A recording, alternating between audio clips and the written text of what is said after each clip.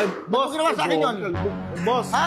Boss, sorry, boss. Ako, mahal ko mga apo ko. Boss. Ba't gano'n mo sa akin yun? Ba't kailangan mong paluin yung ulo ko? Ano, titabod mo ako? Boss, sorry. Ginanon mo, sakit. Gano'n nahuli ako. Boss, sorry, boss. Na-miss ko rin. Ako, nirespeto ako dito ng mga tao. Tapos ako, papaluin mo lang ako sa ulo, papatunogin mo lang. Bakit mo pinatunog yung ulo ko? Sige. Boss, na-curious kasi ako sa tunog, boss eh. Sorry, boss. Porkit ang curious ka, pare. Papaluin mo. Oo, kasi parang kayo lang po yung nakita kong kalbo dito sa buong mundo eh. Maraming kalbo sa Pilipinas. Hindi lang ako, loko.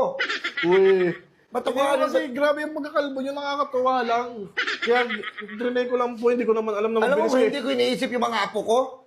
Pinakulong kita. Halika. Pumunta tayo sa Senado. Uy, wag po, wait lang po, wag po, ayoko po. Baka pwede lang po kayo sama, boss, parang topic na nasa ragad. Ikaw, hindi mo ba ako kilala?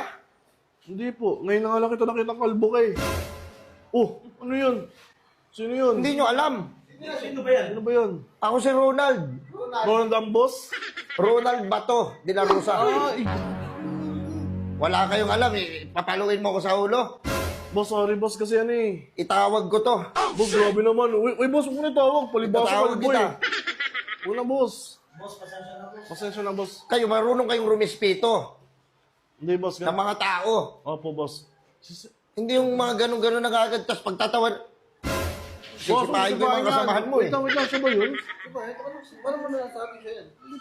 Ako si Ronald. Parang hindi naman. Ronald Bato. Hindi mo naman wala sa sasakyan. Nakita ko siya pala kadlakad lang kaya ako binatukan eh. Ano? Tingnan mo ang kalbo. Oh, shit! Kalbo. Oh.